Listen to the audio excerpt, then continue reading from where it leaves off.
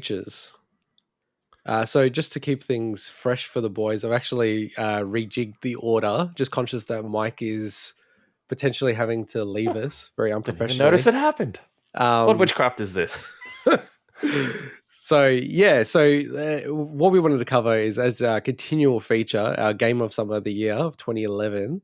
This week we will be covering The Elder Scrolls V, Skyrim, the Majestic Epic.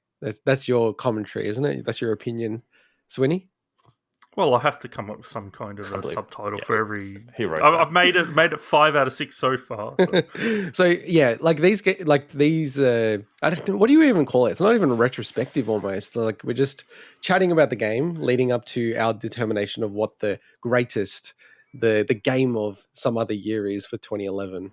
Yeah. yeah, and as per normal, we should cover what all 6 nominees are. So we have next to Skyrim, the other 5 nominees are Minecraft, Super Mario 3D Land, LA Noire, Deus Ex Human Revolution, and Dark Souls. And we've done nominee features for all of them so far, except Dark Souls, which will be in 2 weeks. So if you want to check out our extended thoughts on all those 4 previous nominees, check out the videos on YouTube or the episodes.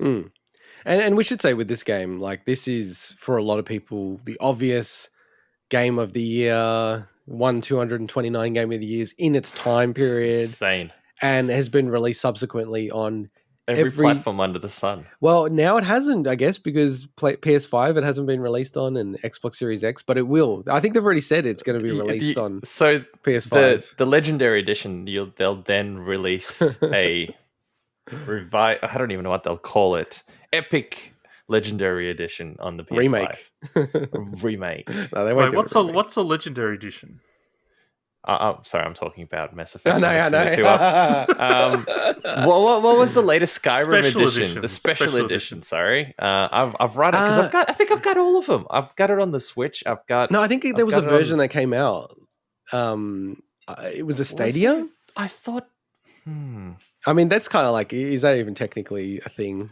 I think there was a Legendary Edition, though.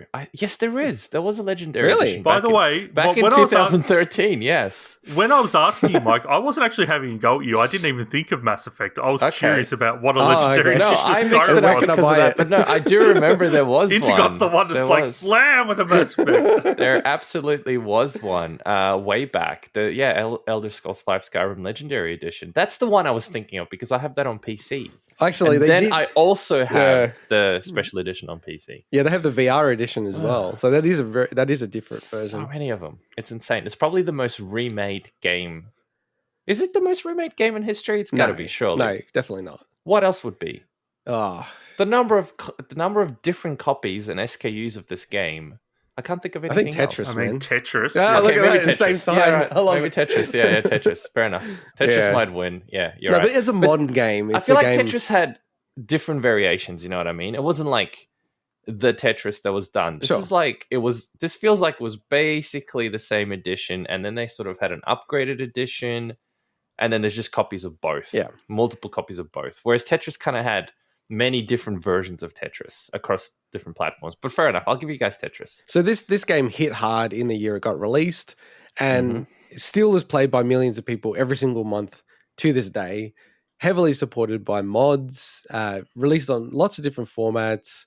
Like Mike said, it actually was a big announcement when it was released on the Switch and announced on the Switch. It was a part of the Switch's launch that, hey, we're going to have Skyrim. You know, we're a real console. Now, the history is, Swinny, you played this at the time it was released and beat it? So I actually bought this on launch day on 360, well. but I kind of played it for about 2 hours and put it down and probably came back. And it's one of those games you're like, oh man, I should have waited because I didn't probably come back for like another 10 months to actually play it. So it's, and even though I bought it on launch, like I bought it on launch regardless of the fact that I wasn't even a huge fan of Oblivion and hadn't played enough Morrowind to fall in love with the series, but there was just so much buzz and so much hype around this game that I'm like, I think I just impulse purchased. I saw it and I'm like, I happened to be in JB the day it came out. I'm just going to buy this bloody game. Bye. I think like out of these games, and this is not a comprehensive list, the 6 that we have there, but I think it was the most hyped game that year, right? Like, it was more hyped than Dark Souls. Surely, easily the most hyped. More hyped than the Batman game. That was pretty I'd hyped. say so. Yeah, I'd say that's probably the most. Yeah, absolutely is. It's one of the most hyped games of all time. And look, it lived up to it, man. Like, Totally. I mean, not to shortcut our determination, but this game is an amazing game. There's so much to it. It's still, even today. Now, we should say the context is you guys played it when it came out. This is before the remastered edition, everything like that. I've only played it this year. So for the first time, this is like really when I've played it. And I beat it a few weeks ago. Now, that's just the main quest. I haven't played enough of the side quests and everything. I played a few of them. The side quests are the better quests, by the way. They're not even side quests. What would you call them? Yeah, well, it's just like you've got a main quest and you've got the guild quest. Yeah, like, guild I call them side quests. Yeah, fair enough. But you know what I'm saying, Swinny, right? And yeah, like, it's an amazing game. Like, look, for me, one thing about this game is, given that I'm playing this later, there's some elements to the game I get like so frustrated about, and it feels like I'm running through mud or something like that. Like, for me, I'm a huge fan of Breath of the Wild. So I played Breath of the Wild first, then played this game. And Breath of the Wild's just like, you go anywhere. It's the same kind of concept. It really does feel like you go anywhere you want. But to me, this game, like, I get up to like a rock and I can't get over the rock. Like, there's no way for me to get over the rock. But that's to do with their engine in general. Fallout had the same problem. Oblivion had the same problem. Yeah, but I don't care about their engine. It's a game engine thing. I don't care about their engine. It's just like... What you need to do, by the way, you should have asked me, is if you turn around and jump backwards... No, I did that. You can't get naturally. over the rock. I did that naturally. No, dude, I did that naturally. I was trying to get up a mountain, and then I found I was getting up the mountain better if I was going backwards up the mountain. Yes. So that's what I learned to do naturally, and then I found out there's like a technique for it. What you view as a negative, I view as... Of course you do. Like... You didn't even let me finish my sentence before you said that. I said I view as just one of those charming quirks of this game, and Oblivion had it as well, where it's almost like you can shortcut the game based on how well you navigate the terrain. Like, there's parts in Oblivion I remember where I was like skipping whole areas because I was like managing to climb these ridiculous mountains that are like almost vertical facing, but by using certain angles and stuff. And it's, look, this game in general is not flawless. But there's those rough edges almost, as I said, like, it adds a charm to it for me. Now, it's not charming when you fall through the terrain or you get like stuck and you can't get out kind of situations. But in general, I kind of like the fact that this game isn't like, it doesn't restrict you in that way. It's like you can actually make your own way past that stuff. Exactly. Sometimes. And that goes the same with not just obviously the physics and the terrain and everything else, but the way you approach situations. It's like it's a full-on proper RPG. Not to the extent that, you can diffuse some situations like you can, I think, in Fallout. Fallout had a bit more of that type of RPG-ness in it. Well, Fallout is more focused on dialogue. Yeah, exactly. Whereas with this one, it was more, you can do quests in multiple ways, but it's not the same approach in the way you take different ways. But what I really liked about this game is, and I guess we can start talking about gameplay a little bit, is the fact that it's very open to what you can do with your character. Unlike other games where you, from the very beginning in a lot of games, determine what kind of character you want. Do you want a rogue? Do you want a thief? Do you want a warrior? Do you want a mage? And you kind of get stuck down that path, and that becomes your archetype, and you can't really do anything else with it. Whereas with this, you can make a character whatever you want. And whilst, to be fair, it's a little harder later on to get certain skills up to the same degree, you can do that. If you want to, start specializing in bows and arrows halfway through the game, no problem, go do that. If you want to start doing something else, go do that. The game lets you do that. And I think that's so cool, because you can really role play properly without kind of screwing yourself over and putting 50 hours into it and going, shit, I've just made a character that really sucks. And that actually reminds me of Oblivion. And in one of my Oblivion playthroughs, I completely gave up. In fact, I think it was my very first Oblivion playthrough, because in that game, so the predecessor to Skyrim, much like in this one, you would level up based on the skills that you would use. So if you kept, for example, using archery, you'd level up, and then after certain points in archery, you'd go up one actual level in the game. But with Oblivion, enemies were also leveling up according to you. So they were always the same level as you, practically. Not all of them, but a lot of them. Man. So what happened was, like an idiot, I'm like, oh, wow, there's a little cheat. I can just keep running around to build up my athletics and my swimming and all these useless skills that had absolutely zero use in the real game. And I'd level myself up artificially. So I'd be like this overhyped level. But the moment I ran into like a wolf or something, or a rat or whatever, like tiniest, lowest enemy, I would just get ripped to bits. And so I'm like, oh, that's a bit of a bug. But... Yeah, and that's one of the points I had, is that the fact that they didn't take the enemy scaling from Oblivion is such a plus for this game. It's much better. It does mean you can explore and you don't feel like you're leveling yourself up in the wrong way. But it is mixed. It's a mix. Sorry on that one. So I find it really weird, to be honest. I actually got to the point where I don't understand what the scaling really works like, because I'm level 71 in my current playthrough, and in one quest line, as in within a few 10 minutes worth of gameplay, I'd be versing enemies that were really high level, clearly, because my pimped up broken game weapon takes multiple hits to take them down.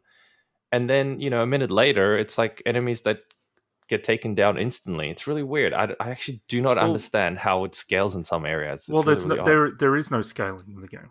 Well, no, but you do, like, for example, Revenant Dragons only appear if you're a certain level. Like if you're level 70. Oh, yeah, but that's like different. That kind of stuff, that's just like threshold points where events will start to happen. That's not but I mean, it's hard to figure out what's where. Like if you go into an older area where the enemies are still, because you know what I mean? Like it's an open map. So I still don't know to this day, if you go to a particular cave, if that cave is capped or if that cave isn't capped. I don't know. It's odd the way they do it. It's not a big deal. It's not, but it's not like the kind of game where you go to a specific location and 100% for a fact there's a level 1 rats. And it's always level 1 rats. So just to finish what I was saying, is that the fact that the enemies don't scale, but they still manage to find a really great balance in how those high-level enemies, and when you're exploring, I think they balance the line perfectly in that regard.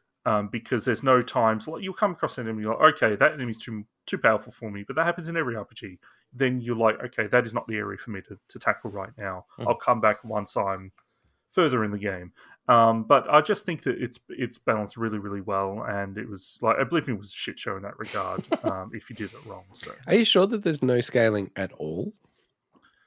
Yes. Okay, because it just seems like there's a lot of discussion that there is, but it's subtle or whatever. But anyway, everything I've ever read say that enemies don't scale. No, you're the expert. I'd trust you. Just on your point though, Mike, at the start around, like the core of what an RPG is, right? Like being able to do what you want, play with the character you want. I don't know why I always do this, but every game I play, if there's a thief, I always pick the thief. And then like if there's weird classes, I'll pick the weird class or whatever. And then I end up just playing like basically a melee build. Like, and I always hamper myself. So I did exactly that in this game. I picked the thief, and I have not stolen one thing in the entire game. I finished like the main quest, and I didn't steal one single thing. And it's just, I don't know why I do it. And then I just became like I want to smash people with, an axe or something like that. Like, I don't know. But it's good the game lets you do that. It is. Because other games really punish me for doing that, because I've like put myself backwards massively. Like I need to use the steal mechanic, and I don't know. I'm too nice. Like we'll touch on it if you're still around for the Mass Effect Legendary Edition one, but I keep on seeing this Paragon stuff. Everything I do, Paragon +2, Paragon +5, or whatever. Yeah, goody two shoes. And I found out that I'm a goody two shoes. I'm always like the nice guy. Interesting. I thought he'd go renegade, but yeah. No. That's in real life. I'm a renegade. So, can we talk a bit about the main quest? No. Yes. So, no. The main quest is it's a huge improvement from Oblivion, no doubt. But as I think Mike can attest to, it still doesn't have any real sense of urgency whatsoever to it. None. And can feel very run-of-the-mill sometimes. It's still fun, but it's going to be interesting to see what they do in the next game if they actually make it so they entice players more to actually tackle that as opposed to just, I'm going to leave that for 100 hours like Mike did and don't even go visit the Greybeards until that point. And look, the final boss is probably, is probably a bit crappy, but there's some epic moments. And I enjoyed it, but ultimately it's a bit of a forgettable story. But I do like Parthenax, that dragon at the top of the mountain. Cool, yeah. So I wasn't going to say it was a dragon, but now that you've already spoiled it, but spoiler alert for everyone. Because I was playing the game. I don't know anything. I try to go dark on all these games. So I don't know. And then Swinny tries to, ruin it for me by saying, oh, this character dies or this happens or whatever.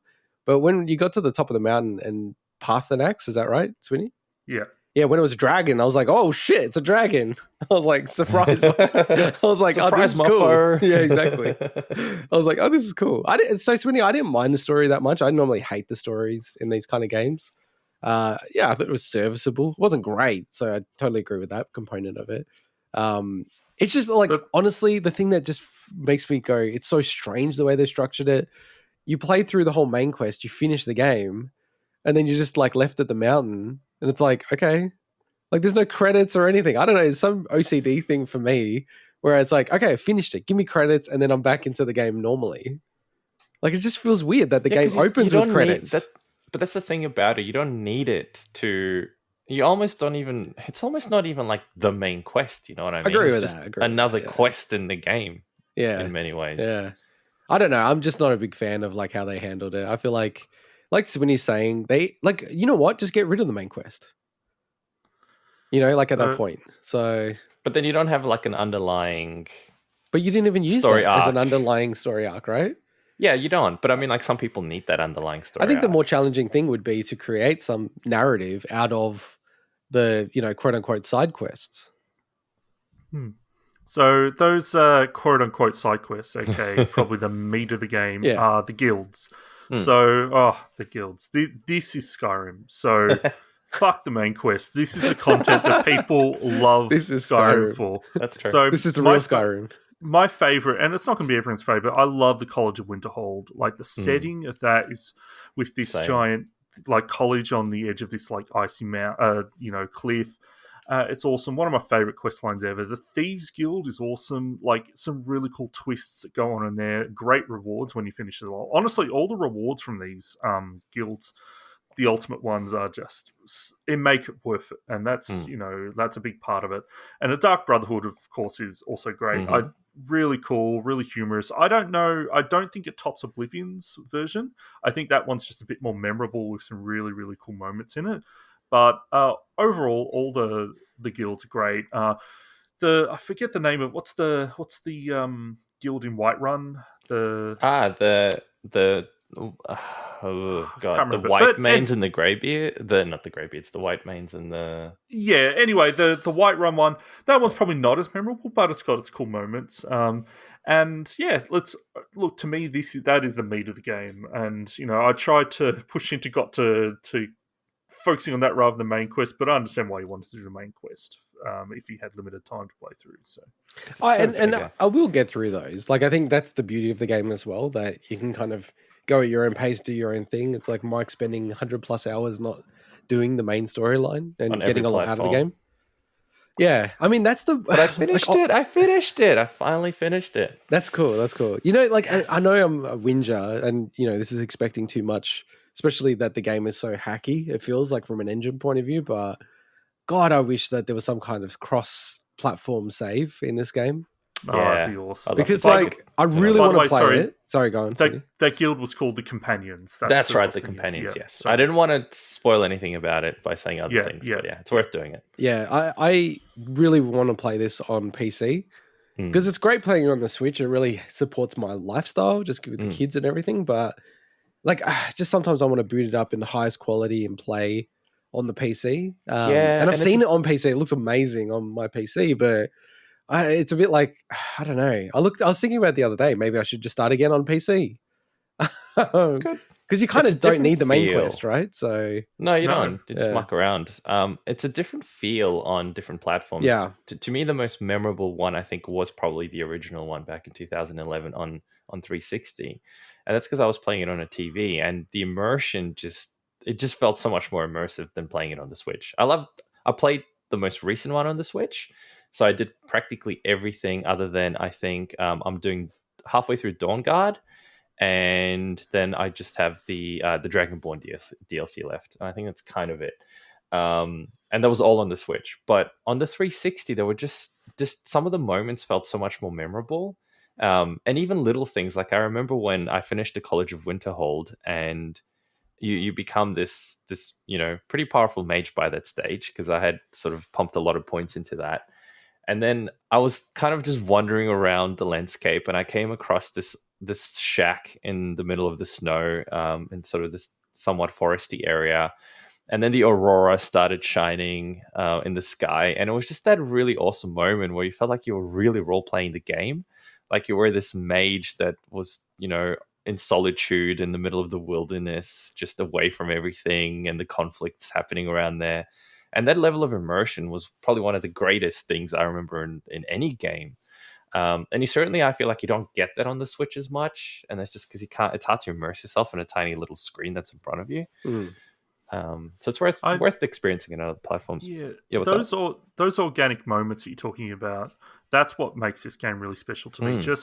You're just walking around this mountain path, and suddenly, like, there's this dragon battle of two dragons fighting each other, appears out of nowhere, and like a lot of that stuff is unscripted. Just some of it leads to a lot of jank, but just being in a village and suddenly a dragon attacks a village, and you're like, oh my god, what the hell, out of nowhere? Yeah.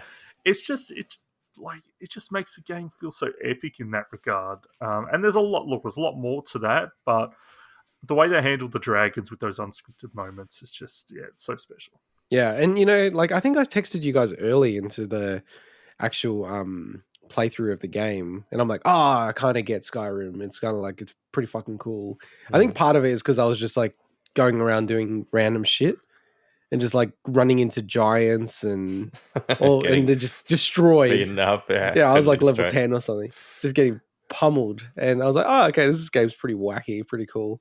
I don't know, I can't get past the traversal. It drives me nuts. But having said that, the other quirkiness of the engine, it I don't know how they do it, but it does feel charming, not frustrating. And it's maybe it's just because like the game has so much interactivity, like bizarre interactivity. Like you'll pick up stuff, and then I'll come through like 40 hours later or 20 hours later, and it's still there. I'm like, what the hell? Like, and it feels like it's exactly where I placed it. I don't know. Like the engine is pretty wacky and pretty cool the way that they've built it. The one annoying thing about things being where you place them is if you kill a dragon. I still have a dragon in Whiterun from the start of the game, just sitting there in the middle of the road. What? Yeah. What, the one that you go in the fort to try to kill? No, it's just the very beginning of the game. It happened to get attacked by a dragon. I don't remember if that was scripted. And there's just a dragon. I'll send you guys screenshots. And just run away from it. Every time the area gets loaded, there's a dragon in the middle of it. And it happened to me on the other platforms. It happened to me in the College of Winterhold. I had a dragon that would always just appear in the middle of the path whenever I'd load, just like flopping in. So yeah, it's just bugs like that. But it's still good. I mean, in terms of presentation, the music in this game is just epic. Like the main theme with the chanting, like da da dun da da dun da da dun, like all that stuff. It's just very memorable. Makes you feel, it's exhilarating. It's like, man, I'm on an epic adventure now. Yeah. And look, the game looks nice. Especially what the work they did with the special edition. But I'd say that it's almost like it puts up a good front, because when you start examining a lot of the finer details, the game is, the presentation graphics is probably one of the weaker points, but I think it handles it really well. It's like, okay, this engine, at this point, we've probably done everything we can do to this engine. But I think the other thing with the presentation is I love the look of the land, but there are some points when you kind of feel like you want a bit more variety because obviously it's snow. It's snow and cold and it's cold mountains. Skyrim. It's the setting. Yeah, I'm not saying that. But sometimes I think the blue tones can get tiresome after a while. That's why when you go to a place like Blackreach, the first time you go there and you're like, oh my God, there's this awesome underground area and it feels really magical, but it's also because it feels different. It's a nice change of pace from being out in the snow and the mountains and that. And that's why I also really like, while we're not really so much reviewing the expansions, but Solstein, the Dragonborn expansion, takes you to a completely different looking forward to that area that's like a change. And it's so in terms of the main, I guess, area, that's probably one of the weaker parts for me, but it didn't negate the fact that I love this game. Like, this is one of my favorite games I've ever played. So. Yeah, I went on I thought I was on the main quest, right? And I actually was not. Like, I ended up, maybe it was in the Dragonborn quest, or I don't know what it is, but it was like I ended up in Oblivion. Is that right? Does that make sense, what I'm saying? Oblivion as in you ended up in like the hellscape world, or what? No, I was like, I got shipped off on the ship. That'd be Solstein. Yeah. So I ended up doing a whole bunch of stuff over there, right? And I was like, whoa, where am I? What am I doing here? But I actually thought it was really cool and thought it was like one of the parts that I liked the most about the game. Yeah, Solstein has a very Morrowind feel to it, from what I've played of Morrowind. Yeah, Morrowind, that's right. Yeah, that's what it was from. Yeah. Yeah, so not Oblivion, Morrowind, that's what I was thinking. Yeah, and that's what I was saying. Like, it's nice to have a change, and Dragonborn is one of my favorite expansions I've ever played. I think it does some great stuff. Looking forward to it. But look, for me, just some general stuff is, while it's very iconic, the opening of the game, and I'm okay with the way that the game opens, I think after that exciting intro, it feels like things grind to a halt a bit. And I think that's why a lot of people do kind of like it. That's why I think I put the game down for a while after the first couple of hours, because it doesn't feel like the sense of urgency. So that's, to me, one of the things that, now that I love the game, I kind of, obviously you get past that. I really like the Radiant Quest idea, how, they give people stuff, repeating quests, but then they change the triggers, they change the criteria for them. It's a really, really cool idea to give people more content. And the inventory system. So it's a really big step up from Oblivion, but there's times when you got a lot of stuff, there's times when it can just be a bit of a hassle to manage. Dude, it's so annoying. It's so annoying. I don't agree with you, man. I was losing the plot. It was actually starting to piss me off with the game so much. Wait, you don't agree with me? It's a big step up from Oblivion. No. They said it's like it's okay, but it can get frustrating. I'm like, it's super frustrating for me. Okay, I don't have an issue with it. Oh, maybe I just collect too much shit. Like, I'll see stuff, I don't even know I need it. I might as well go get it. Well, I warned you about that. I said, hey, you did. There's going to be times when you learn, I don't need these. I know. I never used any. Do you have a home, though? Did you get I didn't get a home. See, that's the difference. Dude. I hoard and then I you didn't get a home back there. Oh, that wow. was a huge Can I just say, far out, like, I had my Thane, right? Wait, no, it's not my Thane. What do they call them people? They follow me around? It's a companion, like Lydia. Companion, right? Did you have Linda? And she freaking died. Lydia. Sorry. She died. Oh, no. Yeah, that's because you didn't protect her. I didn't know she could fucking die. Well, I was like, what the fuck? So I was like going through... That's on you. I was going through a really hard area. And then I'm like, where the fuck is she? And, it's kind of happened before where she's disappeared a bit and then she respawned, right? So I'm like, oh, she's going to respawn. So I played another couple of hours or whatever, got through the area. And then I'm like, oh, she's dead. And all my stuff as well was with her. No. Man, you could have gotten a home right after you did, like, the Whiterun stuff. That's what I did, yeah. And then you just dumped her home. You get a home right after you do the Whiterun stuff, and you can just dump all your stuff in there. Yeah, no, I saw about that, but then I was like, nah, I'll get on with it. Oh, oh my god, my game is... Then that's the inventory problem is due to you being crappy. I've been storing it at that pub in Whiterun. But stuff can go missing. I know, I heard that, but I just rolled the dice. Yeah. I rolled the Bethesda dice. The reality is you almost never use them I got again, all that stuff. I know, that's the thing. It's like digital hoarding. I never even use any of the other stuff.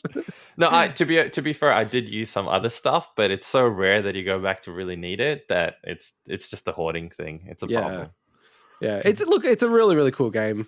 I have to say, and just put my bias on the table right at the end of the segment, like fantasy as a setting is always like negative 1 or 2 points for me out of 10. Like there's just something about fantasy.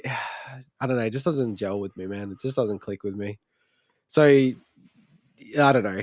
Look, I'll say this though.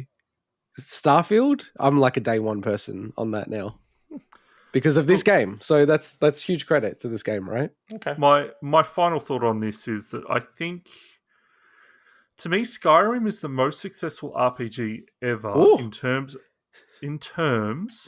of blending true RPG mechanics with a mainstream appeal.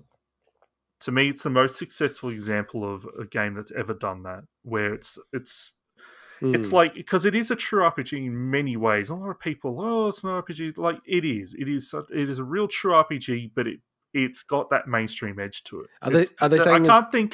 Just sorry to interrupt. Are they saying it's not an RPG because you're not selecting the sort of progression? It sort of naturally evolves, or that's because people are wankers. That's so to me, it's the best example of a game that's blended those two sides ever. Like I can't think of a game that has done it that well. And as I said, it's not flawless, but it's a game that makes you feel like you've gone on a grand adventure, which I really appreciate. That's true.